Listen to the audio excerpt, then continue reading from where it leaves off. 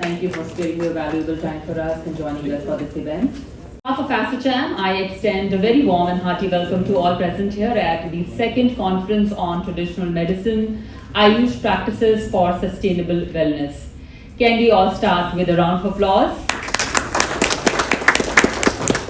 I'm your host Prerna, and I am delighted and privileged to play host to such an account. And I'd like to thank each one of you for taking the time out and joining us for this conference.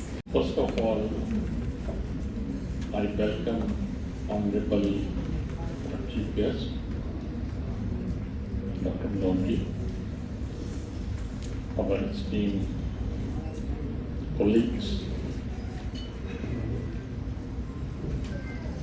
subject matter experts, ladies and gentlemen. Today we have gathered here to explore the rich heritage of traditional medicines and its role to promoting sustainable wellness. We all know about the Dadi Bake Nuskhe. With the passage of time, somehow we forget. And the COVID has given a reminder to everybody, yes, I am here. So now, not only the India, the whole world knows about the Ayush. Ayush has done wonders when the whole world is in a threat of COVID. And we have noticed that everybody feeling healthy as soon as he is using Ayurveda. World is hardly know about Ayurvedic earlier than COVID, but now most of the conferences or where we meet to the international delegates, we talk about Ayurveda. So, first of all, I want to give a thought process. Ayurveda has given a lot of learning to us about our preventive health. Preventive health is the really need of the time. Allopathic is becoming a lot of expensive, and that gives a kind of whenever somebody is sick, then you need the medicine, and allopathy plays a big role there. But use has played a wonderful role when we talk about preventive health. This is natural, manufactured through herbs, and giving a lot of confidence. There is hardly any side effect. So, Ayush is playing a very, very big role. In India, we are having 750,000 registered professionals and more than 600 Ayush hospitals across the country. So, we have noticed that the Ministry of Ayush is doing wonders from the established in 2014 and giving a continued work as an instrument of promoting and development of the natural traditional medicines, converting into the practices, giving the awareness which is happening almost every day. Current market of the Ayush is 1,35,000 lakh crores, whereas this is growing at a pace of 15 to 20%, which is really giving a lot of encouragement. India is going forward worldwide on the Ayush products. This year likely to reach 1.75 lakhs crores. This gives a lot of confidence, and how the traditional medicines collaborating with the modern science going ahead worldwide.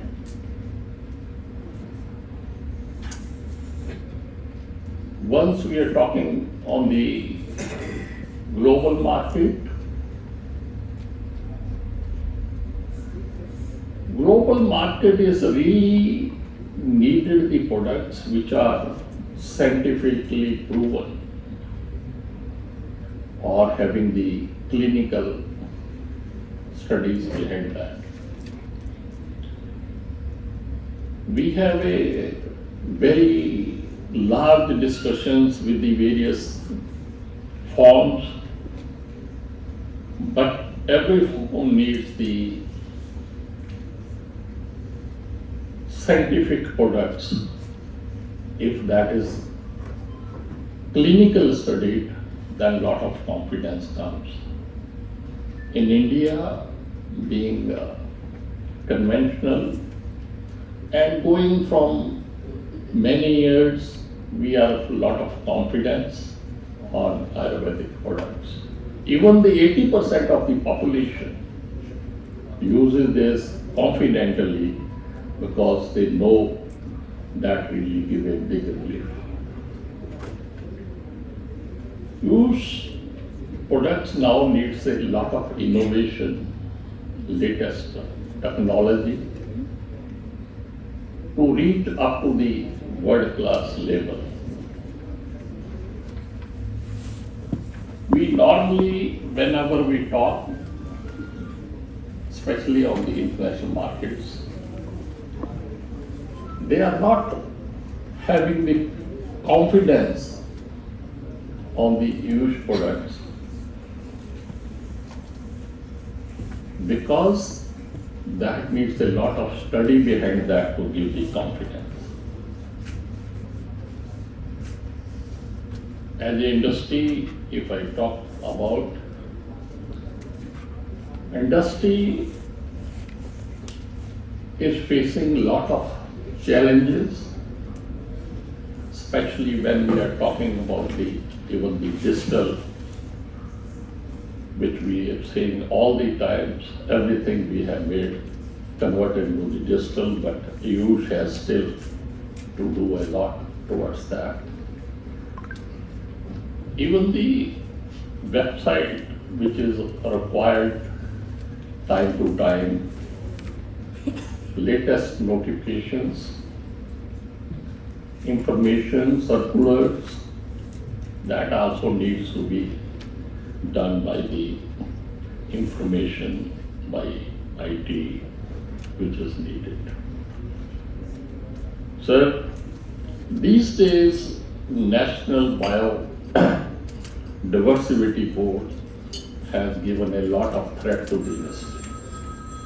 Every industry is getting the notice about the royalty. Those who are manufacturing the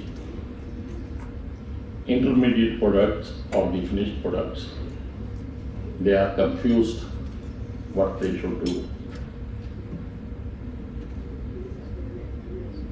On the subject matter, if we talk about,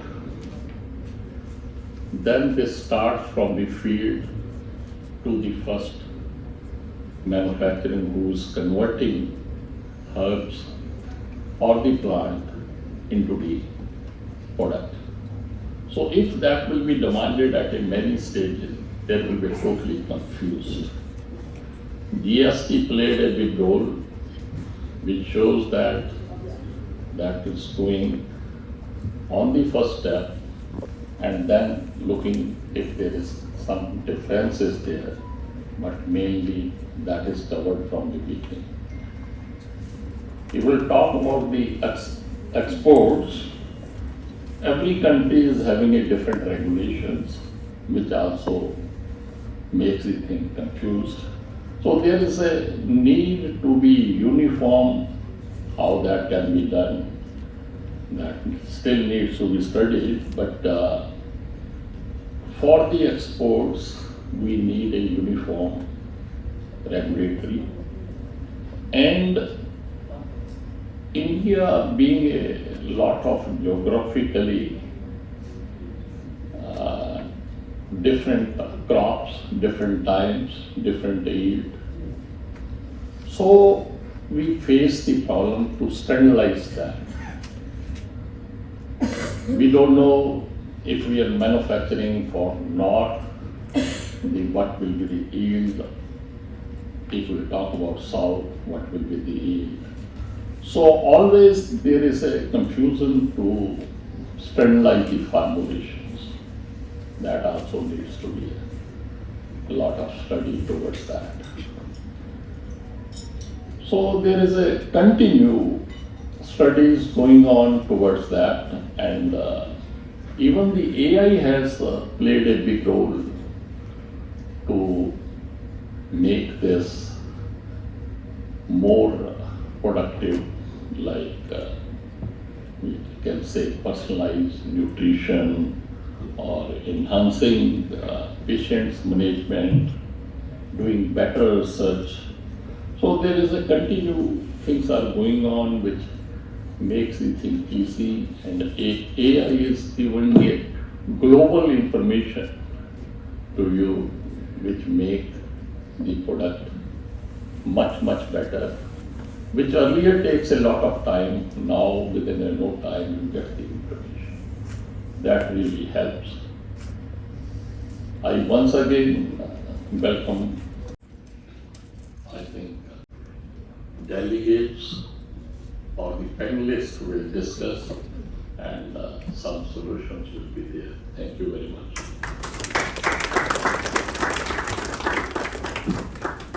Thank you, Mr. Garg, for that insightful address. We extend a very warm welcome to Mr. Alvin Samuel, Vice President, Textile Research. A hearty welcome to you, sir. Ladies and gentlemen, a very good morning to all of you. Normally what they say is, healthy mind stays in a healthy body. And that is what my father used to always tell me. That keep your body healthy and your mind will be healthy and you can progress further. Again, there is one more saying where they say is health is wealth.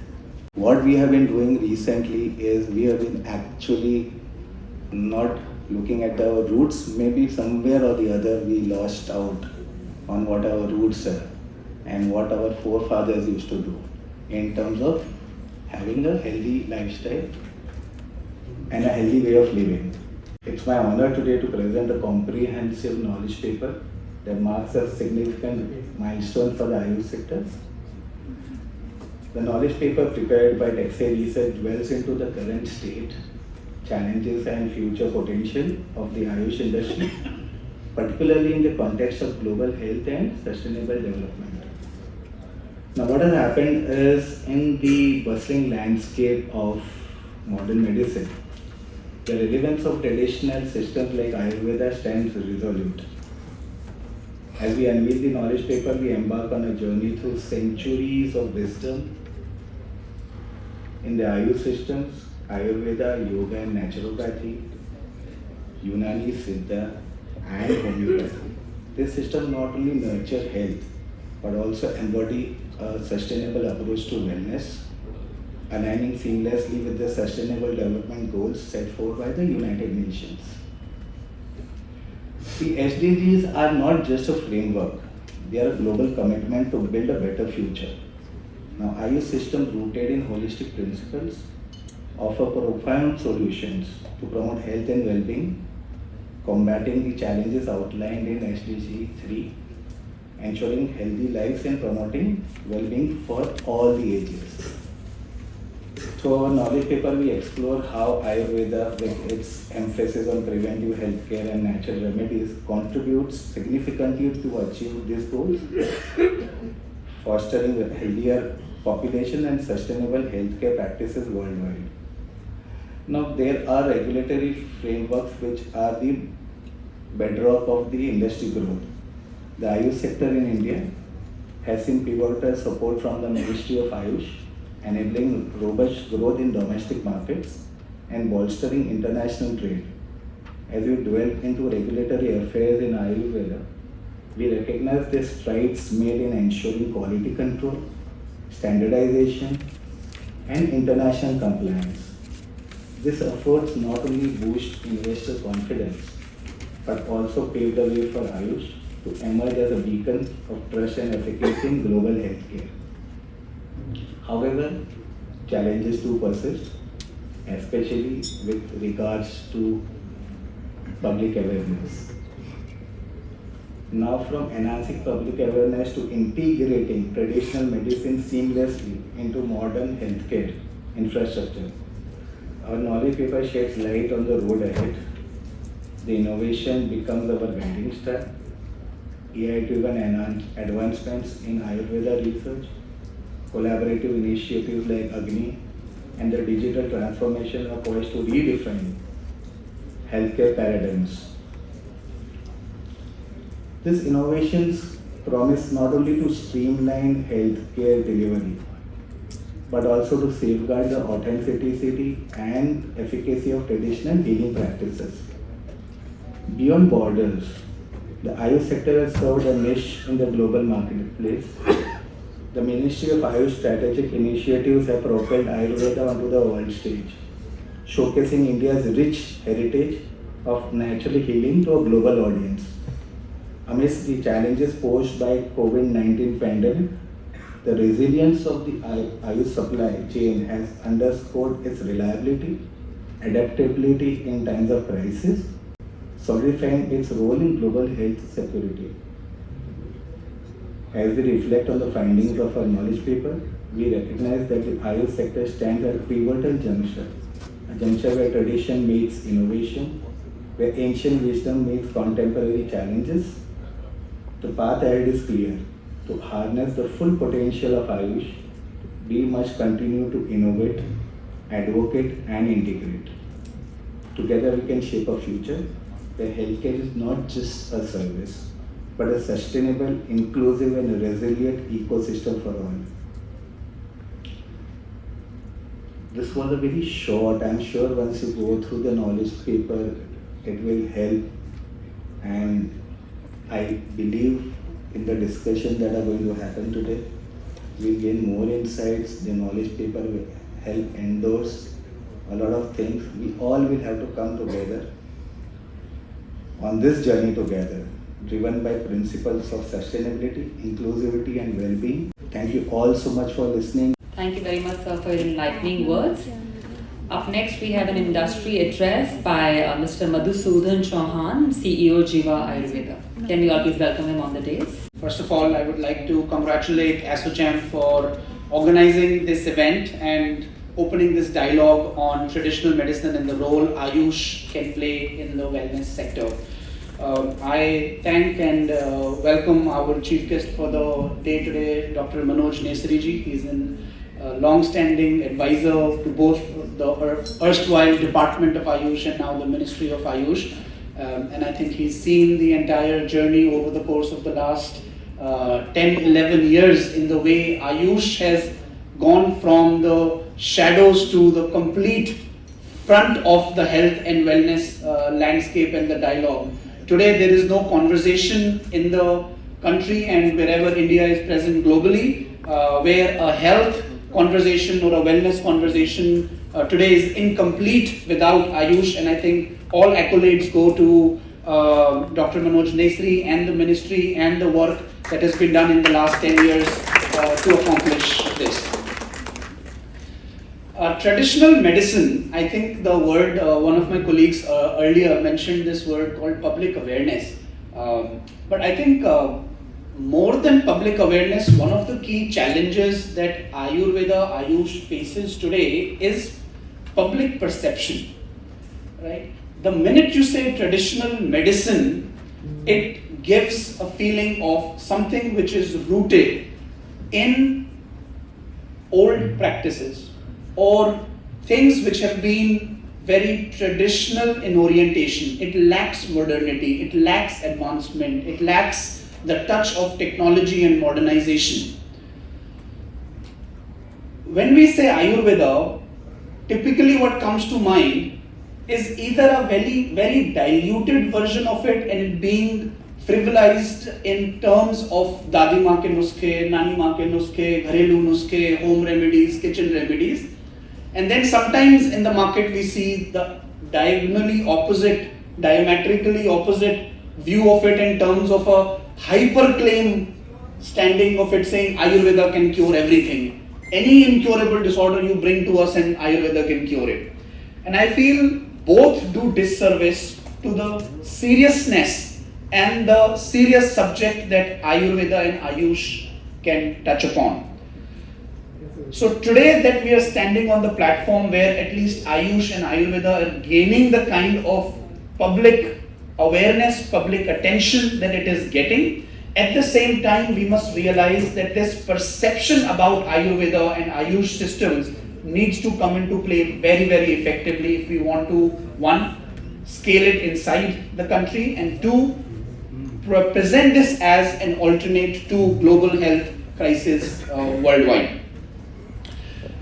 Today, the per capita income of the country is one of the least amongst the G20 peers. I think the G20 Vasudev Kutumbakam war cry that the Prime Minister gave, and now the Viksit Bharat vision, that the mission of Viksit Bharat that he is driving, Bharat at 100 and India at 2047 are all dialogues that we are doing. So it is important and imperative that we see the role of Ayush and Ayurveda in that perspective as well. And to that end, if we are to analyze, like I said, India is one of the least per capita income countries in the G20 today, with a very strong growth potential. Also, amongst the G20 where the median urbanization is about 75%, in our country, the urbanization is approximately 25-27%. What does this mean? It means as we grow, as we develop, as we become stronger as a nation, this is going to put an uneven burden on the, as obviously when per capita income increases, people start consuming more, and with consuming more, both things happen. One, lifestyle disorders increase, the incidence of that increases, and two, on the positive side, the spends that people do on elective health, preventive health also goes up. As urbanization increases, it puts an uneven burden on the infrastructure, on the living condition, on the lifestyle, on the pace of life, and thereby the burden on health as well goes up. This, I believe, is a huge opportunity for us as a sector to position Ayurveda and Ayush to ensure that while the nation is weaving together a growth story, we do not fall into the trap of the health burden story. And this is something that Ayush and Ayurveda can add in as a very strong and potent addition to the health stack of the country today. In the last 7 to 8 years especially, I think Ayurveda and Ayush have undergone a transformation. Ayurveda as a sector is not only one single faceted or a single pointed sector. It addresses food and nutrition on one end. It addresses health promotion, so people who are healthy and would want to retain the health. It touches upon and it has an equally strong offering on preventive healthcare, and by preventive healthcare I mean somebody who has just developed early stage diabetes. How does this prevent into becoming a later stage diabetes or a involvement of a vital organ later on? How do you stop progression of somebody who's already developed a musculoskeletal disorder? So preventive from that point of view. It has a very strong offering in the preventive care as well as the therapeutic care and rehabilitation. So when the application of the science is so wide, I believe that jacketing it in one single bracket may not be enough for having a conversation. And thereby, when we talk of Ayurveda, we need to very clearly mention what aspect of Ayurveda are we talking about. Are we talking about the food and nutrition aspect of it, or are we talking of the serious therapeutic aspect of it? Because when we talk of both of them, we need to align the terminologies, the presentation of the science, the way in which it is offered to the consumer. I think that in the last 6-7 months, the kind of judgments that have come from the honorable courts and also the kind of regulation that have come from the ministry are extremely welcoming to that end. Because we cannot have in the market a product being sold off the counter which says this can treat diabetes. A product being sold off the counter saying this can treat infertility. Because once you do that, it dilutes not just the therapeutic value of the science, but it also misaligns with what actually Ayurveda can offer. So I think this distinction that is being made very, very sharply now between what is food and nutrition Ayurveda, what is preventive and health promotion Ayurveda, and what is therapeutics and serious treatment Ayurveda is extremely crucial going forward. Somebody mentioned about Ayurveda and adoption of advancements in technology. Yes, while most of the applications of Ayurveda, and like I said, it's again a perception problem, it does seem to have that Ayurveda in practice will be very, very rooted in a non-scientific approach or an established way of practice approach. I will be happy to share that it is not so. And specifically in the last 7 to 8 years, what has happened is there is a lot of innovation happening even inside Ayurveda. In terms of the formats, in terms of the delivery formats, in terms of the kind of research that is going on in the fundamental aspects of both Ayurveda ingredients as well as Ayurveda protocols and service therapies. We run one of the largest telemedicine practices in the world, wherein we reach out to over 8,000 patients every day with that amount of data being maintained, that amount of data being captured, analyzed with various ML and AI techniques being used. This is in fact in that segment one of the most forefront running IT-based applications of Ayurveda delivery, which in a lot of the cases, even sometimes modern medicine healthcare organizations are unable to offer to their to their patients. Similarly, in terms of diagnostics, there is a lot of advancements happening with respect to even something as simple as Nadi Pariksha. Right, Tanuja ma'am is here, and if you visit the All India Institute of Ayurveda, you will be surprised to know the kind of specialities, super specialities, the kind of researches and researches which are equivalent and at par with any other modern medicine research outfit. So these are all the advancements and the very strong strides forward that Ayush as a system has made. And we must keep in mind that Ayush ministry is just 10 years old, right? In the larger context of things, this is something that traditional Chinese medicine started doing 70, 80 years ago. The amount of ground that we've caught up with in the last 10 years is just immense. I'm sure Dr. Nesri sir will throw a lot of light on it. So to that end, I believe that Ayush systems have a role to play in the wellness side of healthcare stack and the therapeutic side of healthcare stack. What we need to do is not mix two of them, talk of them as two separate applications of Ayurveda, and that I believe we will be able to create a success story and a growth story which is unparalleled. The first market survey for Ayurveda was done, and we were part of that study. It was done by CII almost in I think 2015 or 2016. At that time, the sector was mapped at around 18,000 crores. Today, there are different figures. One of them certainly was quoted this morning, which is 1,35,000 crores. There is another survey which I don't think has come out completely yet. The RIS is doing such a survey. The broad initial numbers are almost what the pharmaceutical modern medicine industry today is, and that is a massive transition. We are talking of a 10x growth in less than 10 years.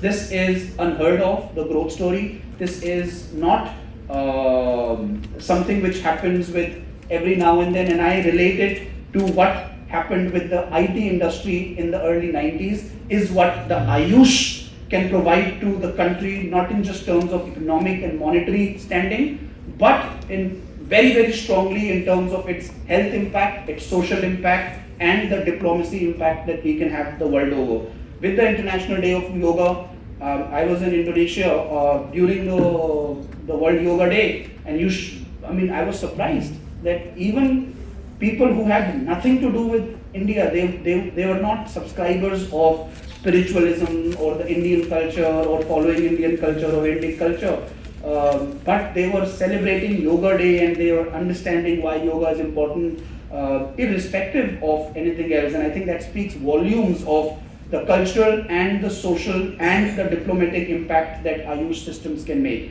With that, I look forward to the deliberations, and I think very exciting times ahead for Ayush and Ayurveda and everybody in it. Together we are weaving a growth has not yet seen. This kind of an integration of modern medicine, which India obviously is one of the best in the world, healthcare technology, which with what India has done with the COVID platform and the technology strength that India has, and the third pillar of the traditional medicine, which I think apart from India, there is no other country which can boast of such a vibrant ecosystem, and we are just poised to present maybe the most innovative, integrative, holistic healthcare system to the world, which will be made in Bharat, made in India, made by India, and service to the rest of the world. Thank you very much. Ladies and gentlemen, we've reached a significant moment in our conference, the release of the knowledge report. I request Mr. Sandeep, Director ASSOCHAM, to please join us for the same. And I request our Chief Guest, Sir Dr. Manoj Nesri, to please unveil the knowledge report. This report is a culmination of extensive research and insight by the experts in the field of traditional medicine and Ayush practices. And this report is prepared by ASSOCHAM and TechSci Research. Report, a thunderous round of applause and many congratulations on the release. The copies of the knowledge report are now available for you. We encourage you to read it and share it with your colleagues. The dignitaries of the dais, Mr. Arvind Samuel, Mr. Suresh Garg, Mr. Madhusudan Chauhan, Dr. Narendra Dev Tripathi, my colleagues at the Ministry of Ayush, Dr. Raman Singh, the Director of the Pharmacopoeia Commission, Dr. Tanuja Nesri, the Director of All India Institute of Ayurveda, the team Invest India, and friends.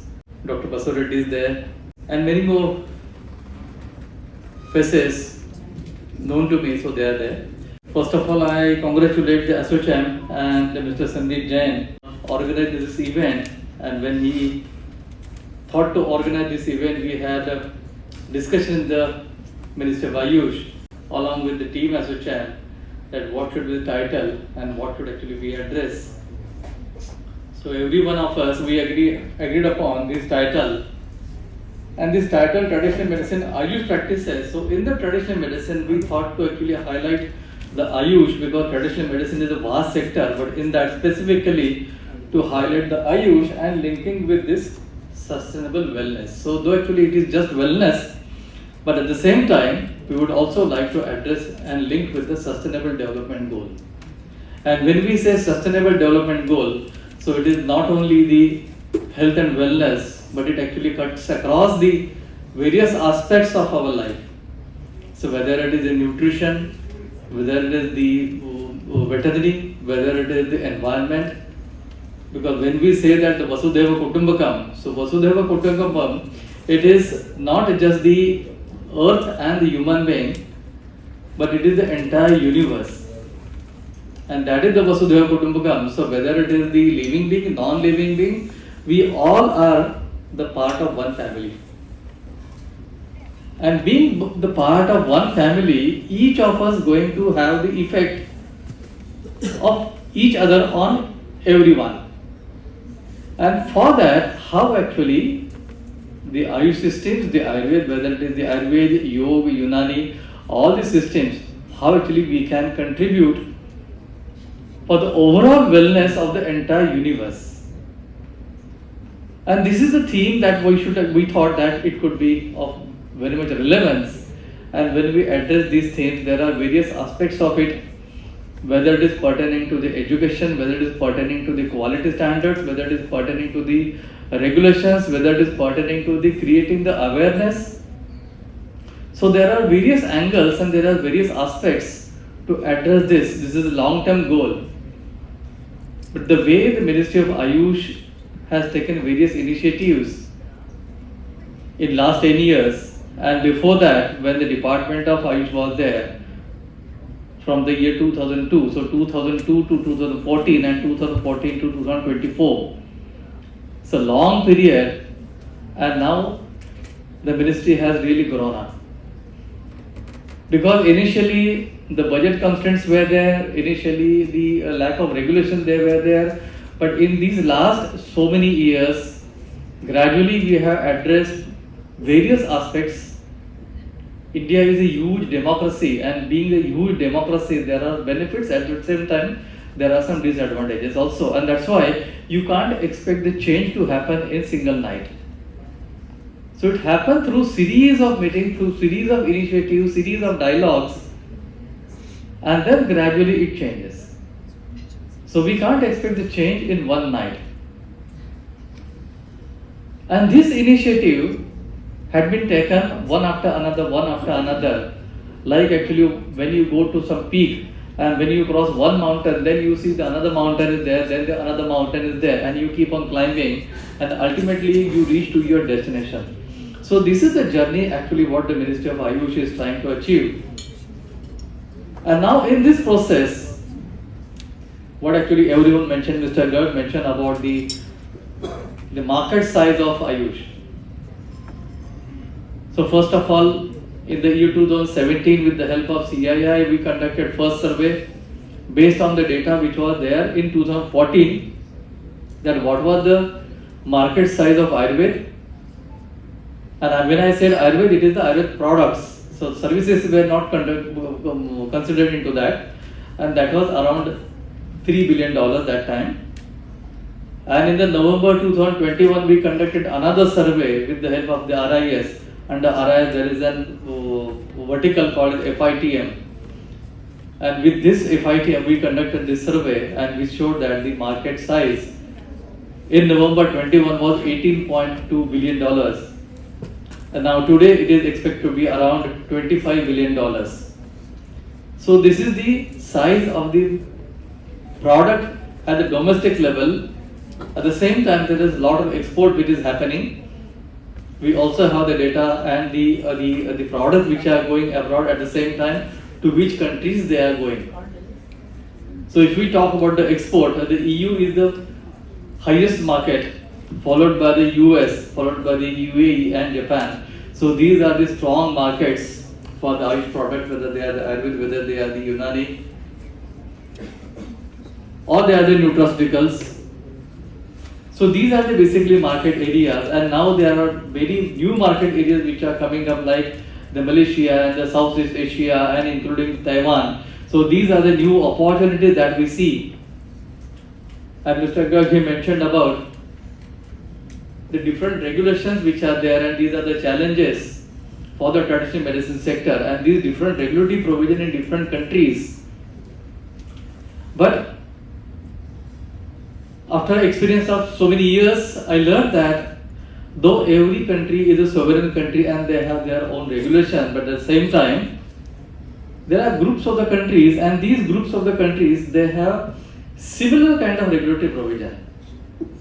For example, the EU, the European Union, and in the European Union, the EMA, that is the European Medical Agency, being the single agency for the entire European Union, the regulations are identical. Likewise, the US and the many other countries, they follow the US footsteps.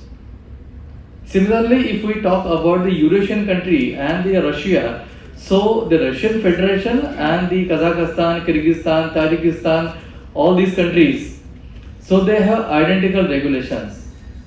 So we have to address one group at a time, negotiate with them, have a dialogue with them, have an understanding, because we know Ayurveda, we know Yoga, we know Unani, but not that everyone actually knows what these sciences are, what are the strengths of that, what is meant by the holistic approach. We say we have the holistic approach, but what is meant by holistic approach? And it is not in their education system. So they are taught, they are trained in reductionist approach. Say for example, if it is a Plumbago zelenica, then in the Plumbago zelenica, so what are the phytochemical phytoconstituents and what are the effect of the phytoconstituents? They are taught to think that way.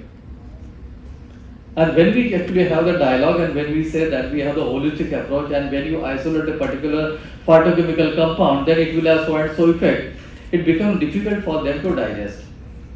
So that's why this is an ongoing process, and to have this process formally, we were successful to establish India-EU Technical Working Group on Ayurveda. Now this is a formal mechanism which is a bilateral dialogue mechanism in between the India and EU, and this is only for the technical purpose, because there are various very technical aspects are there. When we talk about the various regulatory barriers or the trade barriers, so in the trade barriers, one could be related to the tariff, another could be related to non-tariff. And when we say non-tariff, there are many the barriers related to, first of all, understanding the science behind the particular system. So that is one major actually stumble block is there. The another could be the standard, the another could be the regulatory provision. So there are various issues. So this is one aspect that we are trying to focus, that how actually we can address these scientific technical barriers. So likewise we established one group with the EU, similarly we established one group with the Eurasian countries, that is the SCO. Shanghai Cooperation Organization, like the G20 is there, so likewise the SCO is there. One is on the west, another is on the east. So under SCO we were successful in establishing this working group on traditional medicine, and this working group is now working on the various aspects related to how actually we can promote the traditional medicine.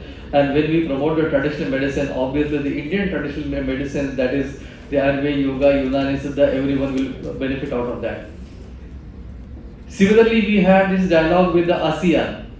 So we have this dialogue with the different group of countries. Now ASEAN, they have the similar kind of regulations among them.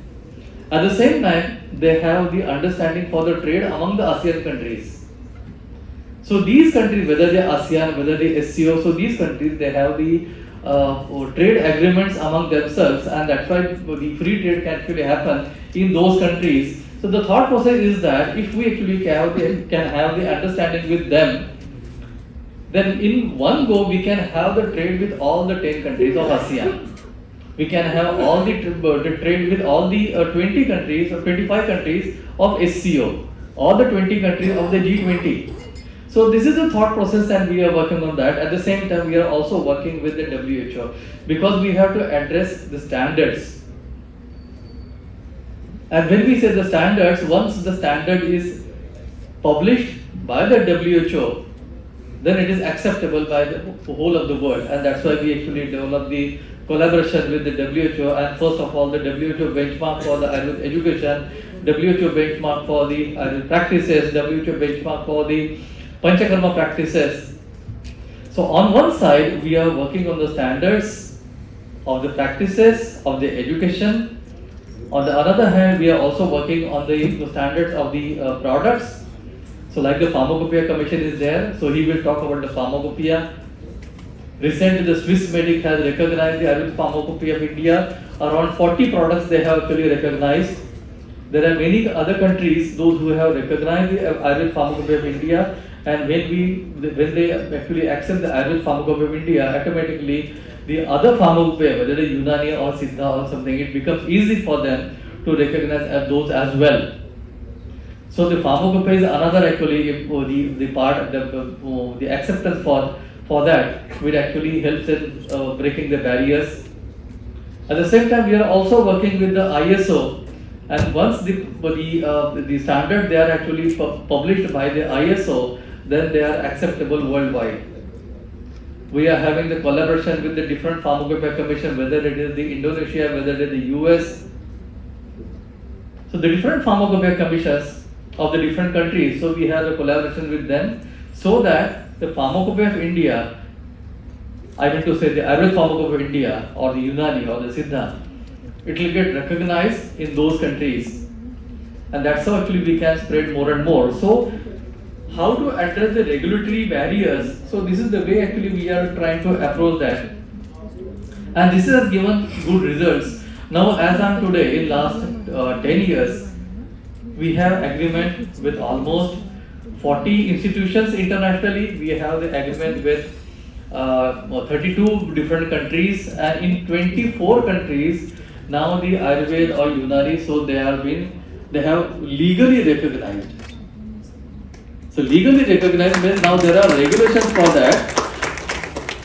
But having the regulation in those countries, it actually doesn't break the barrier, because first of all the regulation is there, but after the regulation they don't know how to regulate the product. Say for example, in Malaysia, we had intense dialogue in the year 2016. Malaysia, they brought out the regulation to recognize the Ayurveda or the Unani and the Siddha as the systems of medicine, traditional systems of medicine, which are recognized now in Malaysia.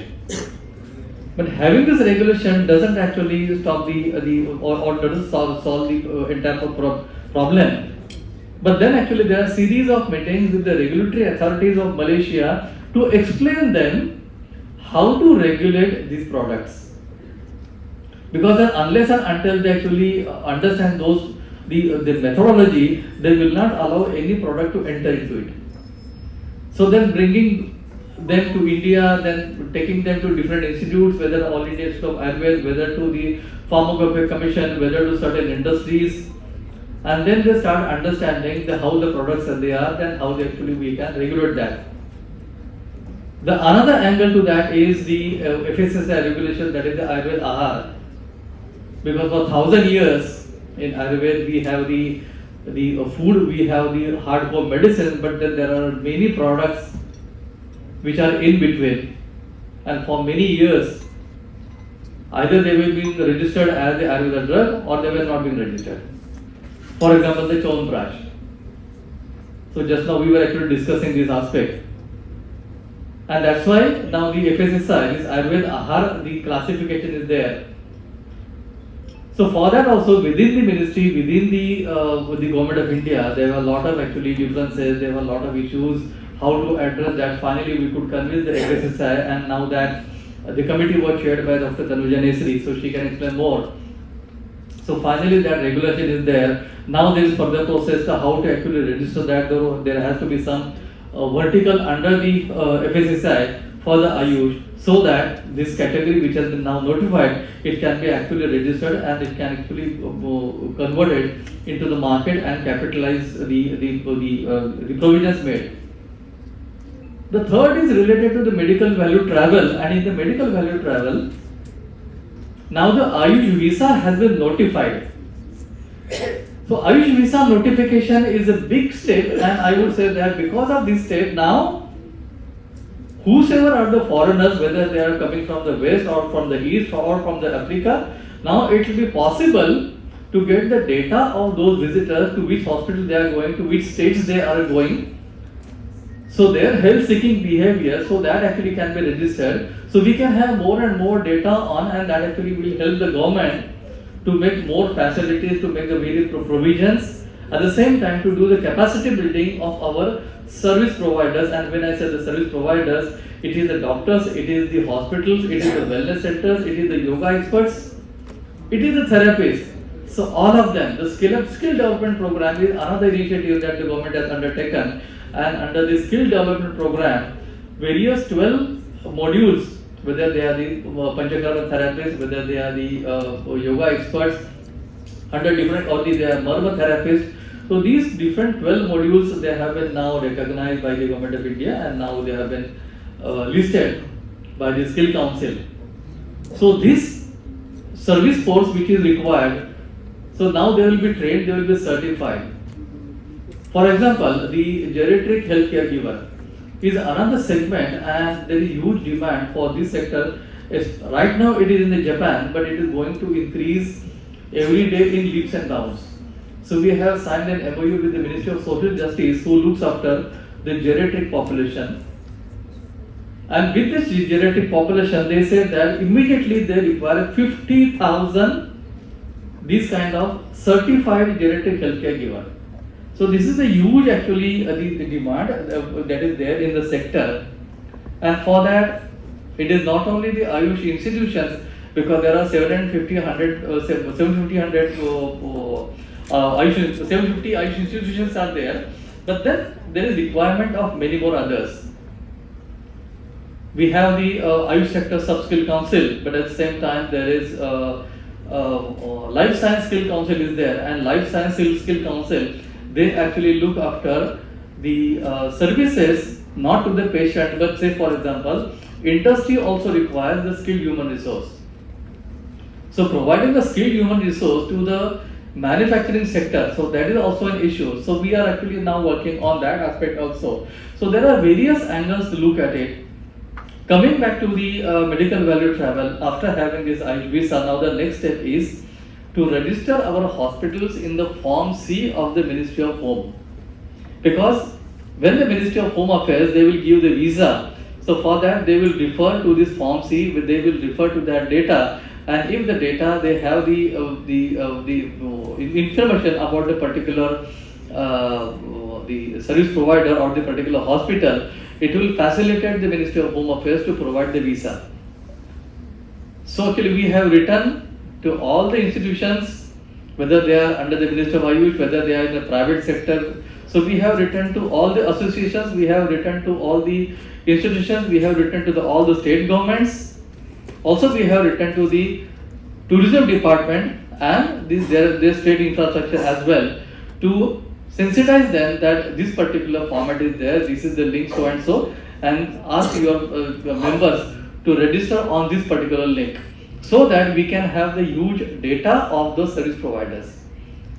Because of the provisions in the Drugs and Cosmetic Act, we know that there are around now 9,000 manufacturers are there, but the exact how many hospitals or the service providers in the sector are there, so that data is still lacking.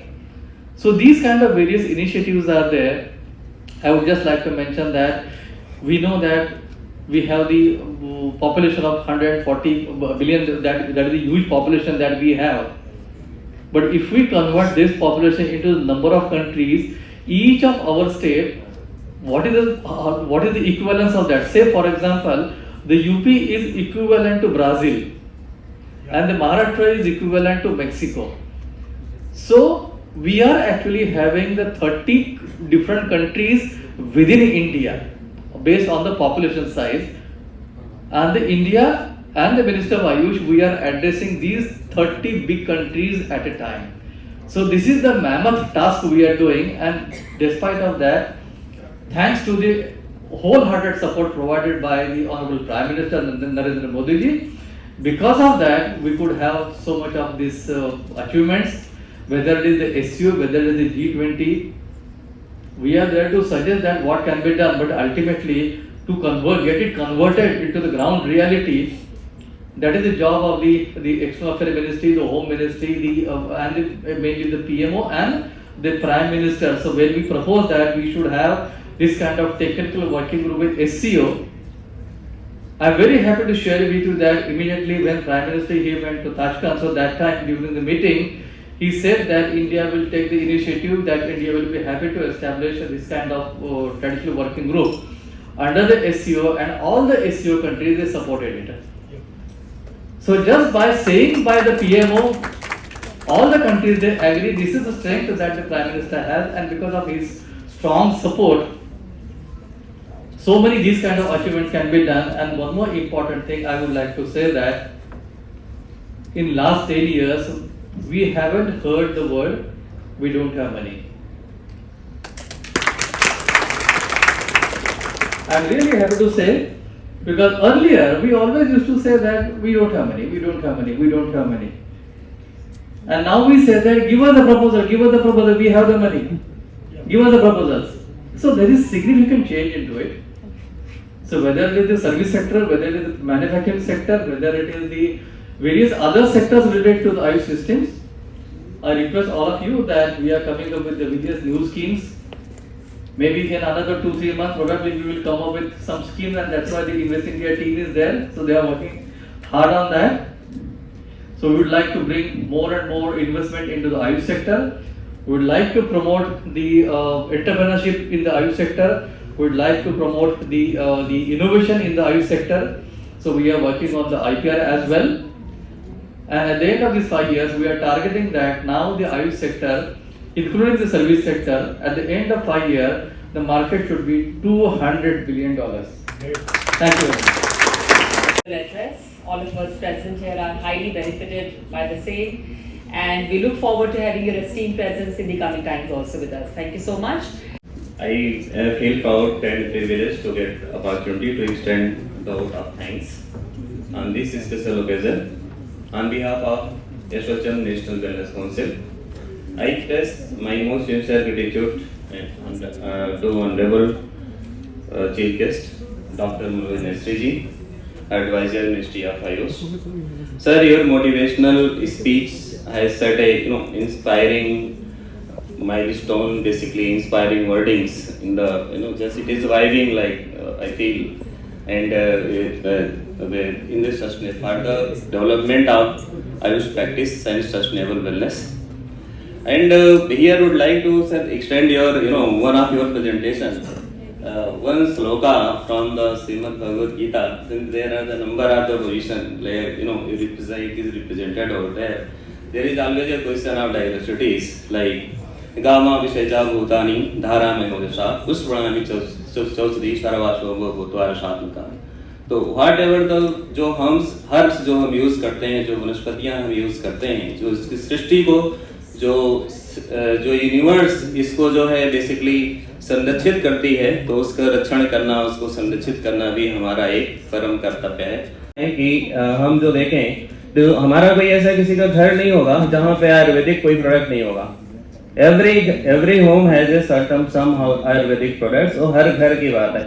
And a part of that is his emphasis on artificial intelligence. Definitely it is required. Thank you, sir, for such a deep insight.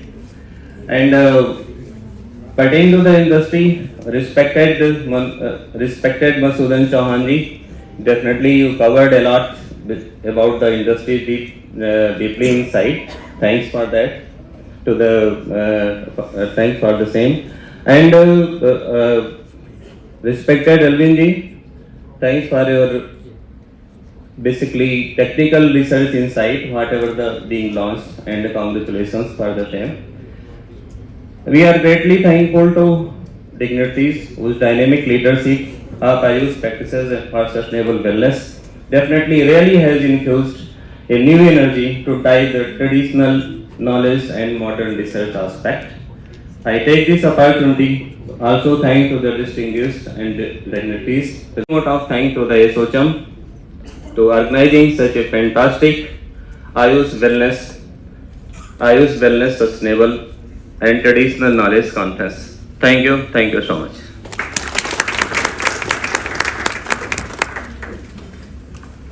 Thank you very much, sir. With this, we conclude our inaugural session. Once again, a round of applause for all the esteemed dignitaries present on the day. Thank you very much for joining us for this session.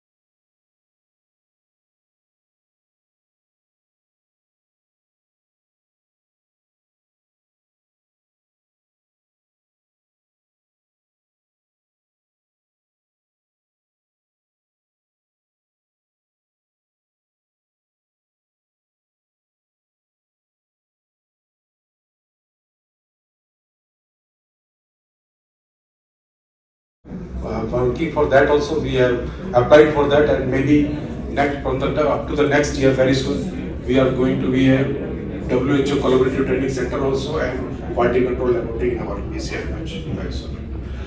So some other new initiatives already I have told that we have done for portal for sale of pharmacopoeia QR code with Herbal Garden, museum and seed bank, implementation of e-office newsletters and all that we have done quarterly. In the magazine we have published.